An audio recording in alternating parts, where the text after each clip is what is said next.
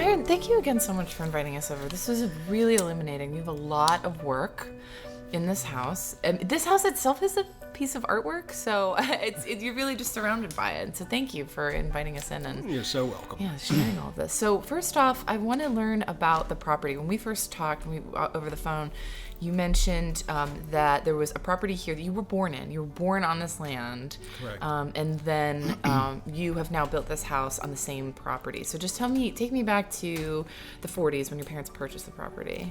The property. There was an old, when they bought the house in 1944, the Pattisons said, there's an old cabin on the place you can live in for a while if you want to. Well, they lived there in that cabin all their lives. Yeah. I grew up in that cabin. That's where you were born. Yeah. That's so, that just doesn't happen. You know what I mean? That's and so cool. So when my mother told me that, I knew I had to buy the place. I've always loved the property. I've always felt like this is a very special place. It's like an oasis. It has a nurturing spirit to it somehow, you know. So cool. So we kept as much of the old houses as we could. But having the Amish, you know, I wanted two things. I wanted to have an open feeling in the house, and having the Amish build it made it affordable to have this kind of space. And the second thing I wanted was to be able to appreciate the outside from the inside. Yeah, and you can definitely do that. Yeah, so there isn't a drape in the house and tons of windows. That's so and cool. And I truly do, you know, I think of it this way. It's like I love the house, I love the artwork, it means a lot to me. But when I look outside sometimes and see nature, I drool. Yeah. And it's just like, that is so beautiful. Yeah. And you could never compare. Did you ever hear of multiple intelligences? It was a No. study. Well, I got into this again through the Pennsylvania Council on the Arts, but it's a very well accepted theory in education. But it began with a professor from Harvard called Howard Gardner. He studied brain injuries, mostly from Vietnam veterans, and he studied what they lost. Okay, what don't they have? And so he identified, I think, 8 different intelligences, which are basically the way that we incorporate information. And they're intrapersonal skills, interpersonal skills, visual, mathematical, logical, linguistic. So these are ways that people, and so think of it like the sound monitor on your stereo system. Some people may have a very high talent or ability in one way that they incorporate knowledge. Yeah. I think I have a very high quality for visual. I understand the language. Yeah, absolutely. You obviously, work very well with the linguistic. And getting back to Picasso and how he wasn't really such a good guy sometimes, he obviously had extraordinary talents, but his interpersonal skills were lacking, very low. Yeah. And so that's it. It's not let's put it this way. It makes sense that some people get it the way you do. Some people get it the way I do, but a lot of people don't. Even with politics today, my son and I kind of think alike politically. And we were talking one day about how intelligent people couldn't see this. And I said to him, the thought popped into my mind, which I think is true. I said, Jordan, we just have to realize that people are wired differently. It's so true. They're just wired differently. So they see it, they honestly see it a different way. Yeah, it's like seeing something through a completely different lens. Right. Yeah.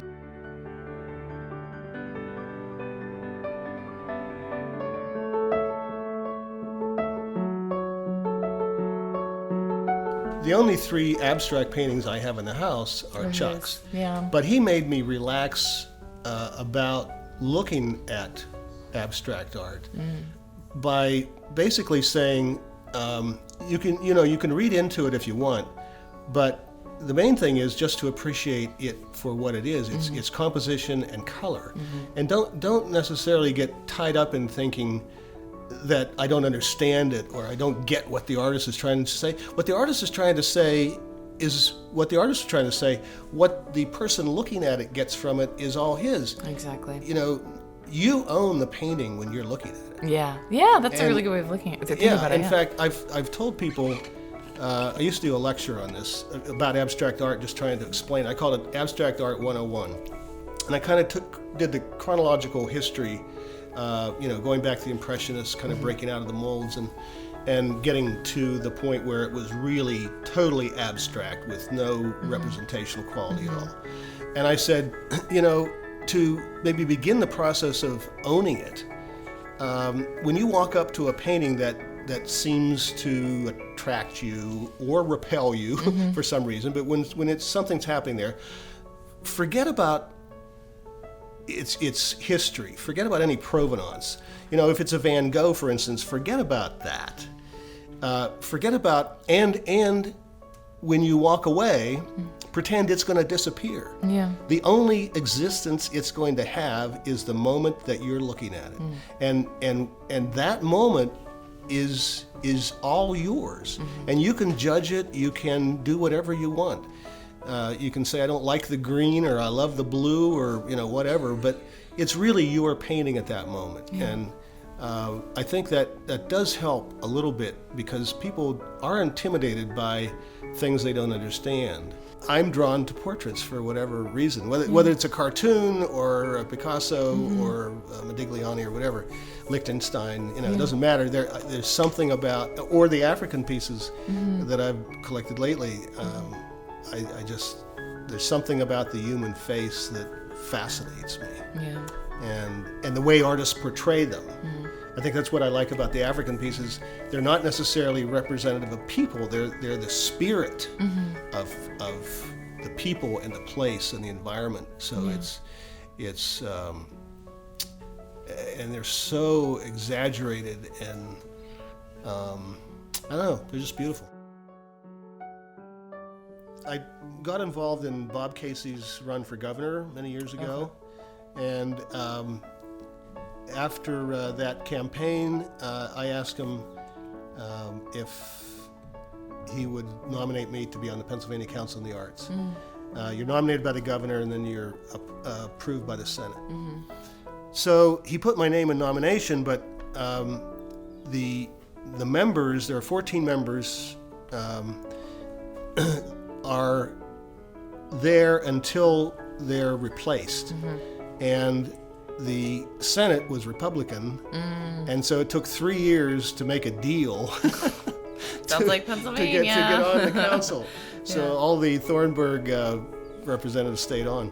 But so I became a member, and at my first meeting, the council hired a new director, Philip Hawn, who came from California. So we had our first meeting together, and he was a relatively young man, and we hit it off right away.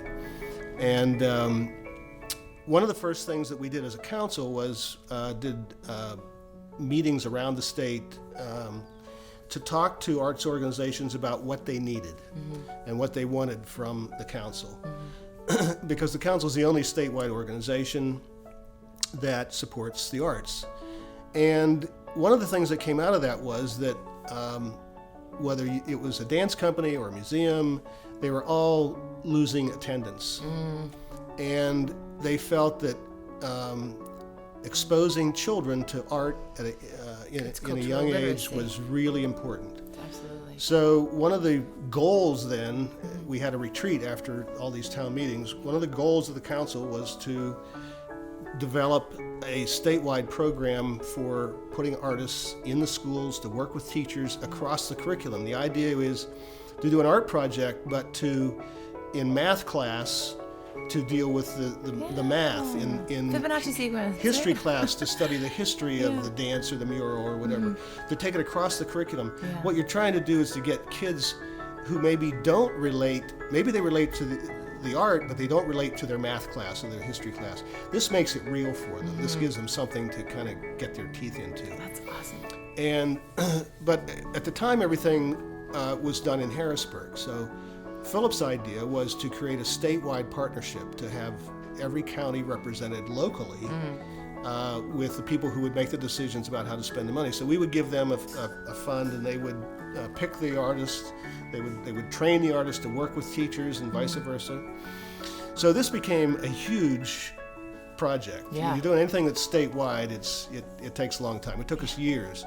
But then I worked with that I was on the council for 19 years. I probably worked with that for 15 or 16 of those years. So I did a lot of work with education.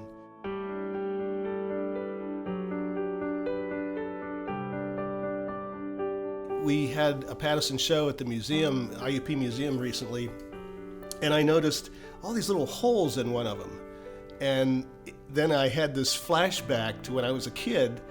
That was right beside my dartboard. Oh, okay, yeah. And I apparently threw a few darts at the painting. And I'm so thankful I didn't do that to the really good ones, you know. But anyway. But that's when we decorate our homes and we put things in it to make it look beautiful. Like there's life seeps into it. You know what I mean? Like Absolutely. It's not going. Yeah. I mean, unless it is this bronze really tough piece like that one that you could really do some damage with, the one that's up in the globe. Yeah. Those exceptions, they kind of take on. That's why you have to be, if you're really into preservation, you have to take certain measures. That's also why preservationists have jobs, so that they can. That's true. Yeah. So they can clean them up. So yeah, and there's the life of a work of art. Like in many ways, every painting is a 4D painting because it will succumb to the elements at some point. Yeah. A lot of great artists aren't necessarily great people. In the sense that there's people skills are often. I mean, Picasso was a terrible to his wives, his girlfriends, his friends. He used to embarrass people for fun. Yeah. But he was a genius. But in a way, he had to have that godlike thought of himself to create something completely different every day, to break all the molds and be Picasso. I love people. I love meeting people involved in the arts. They're fun people. Well, and as somebody who studied art since forever, but you create a really resourceful person. You create somebody that can make nothing out of, or can make something out of absolutely nothing. It's amazing. People always are like, "Oh, what are you gonna do with that art degree?" And I'm like, "What haven't I done with it?" Like I've done so many things. Like even just building a business. Like I've done that with an art degree. You know what I mean? Like, and you talk about like the different intelligences. Like we need, we're kind of a network of those different things. Again, like kind of seeking out what you don't have and knowing that you need to kind of gain these things from, so you have this one artistic individual that you put that's able to kind of take all of these different intelligences, whether that's from math or here, and bring it all together into this one thing. I mean, that takes a lot. A lot of this art is from Pennsylvania artists. I know, that's so great. But I like to know I like to know the artist or something. I never met Frederick Council, but I met his niece. I like to get as much background as I can. Yeah. Has he been written about at all? Do you know? Like I said, I have an old volume here of Who's Who in American Art. Yeah. He's in there. He has a lot of pieces in the Southern Alleghenies Museum of Art. Yeah. They just sold a bunch of his World War I stuff to a museum in Altoona, I think. Cool. He's pretty famous. I would think he's the most famous Altoona artist. Yeah. That's so amazing. And I'm just fortunate to have some of his stuff, which I love because as you saw there, everyone is such a different style. He could paint in so many different genres. And I'd be so curious to know like the time frame for a lot of them too. Like, do they have years on them? I'm guessing most of these are from the 20s, 30s, 40s. Yeah, and you probably about the same time the Pattisons were painting. Yeah, and you can see the evolution of the artist. I mean, I've actually, read about some artists that as they get older, they actually have to resort to different ways of making things because, they begin to decline. And so like that, their fine motor skills aren't what they used to be. And so, and that in itself kind of affects it. And it's amazing to watch the hand mature like that too. So when one of the crew walked in, they asked me how long it'd taken me to collect all this. Well, 50 years, but the things I bought 50 years ago, I still like. Yeah. And so I think that what the interesting thing about putting a house together is that it doesn't matter what it is. It doesn't have to, when you buy it, it doesn't necessarily have to fit anywhere.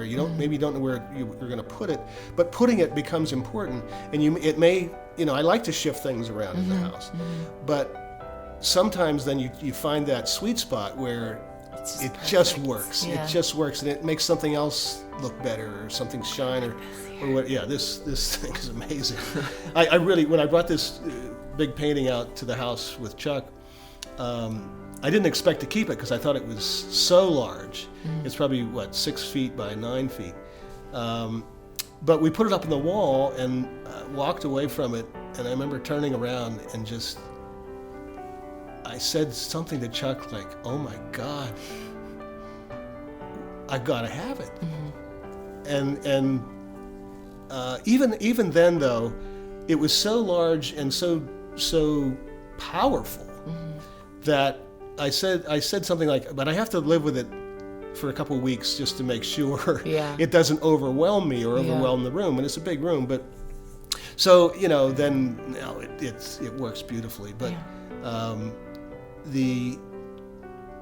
that response was immediate. It was absolutely immediate.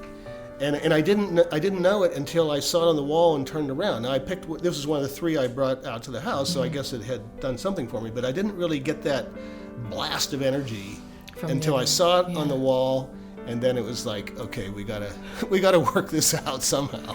Well, and I love that, as we were going through your collection, you also are really careful about documenting not just the story of the work, but also your connection to it. Why it's in this particular location. It's just very conscious. And a lot of times, like you were saying, people don't necessarily know what they like. They don't stop to think about it. You know what I mean? They don't stop to kind of analyze it. It seems like you've really kind of become in tune with that, which I think is really cool.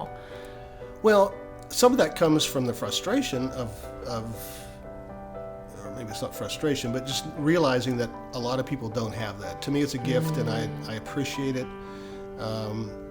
And again, going back to this painting of Chuck's, I had to relax into it. Chuck had to explain it in a way that I could relax and just appreciate the form and not worry about the story or what he was intending, or it doesn't matter what the artist was intending. In fact, one time I gave this lecture I mentioned before about Abstract Art 101. Yeah. Chuck, I had Chuck's Old Kingdom Vanity in beside me in giving the lecture, and I was talking about this idea of not worrying about what the artist meant.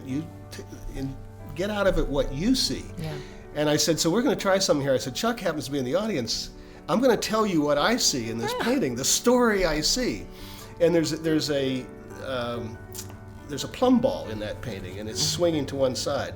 And so I described that I saw a golden chalice that was, gold doesn't tarnish, but that was somehow tarnished in the painting, and that this plumb ball was off to the side. And so I was seeing it as an expression of how certain things go out of favor, and that maybe the royal family wasn't appreciated like it used to be, or something like that. Yeah. So I said, so Chuck, does that resonate with you at all? No. No. Yeah, no, that's right. So, but it made the point, that my story is my story. Chuck had his story, whatever that meant. Yeah. And we're both right to have our little story. Yeah. But it is kind of relaxing and allowing the art to say something to you, and to judge it. You're allowed to judge it. You own it for that moment and have your fun. Do with it what you will.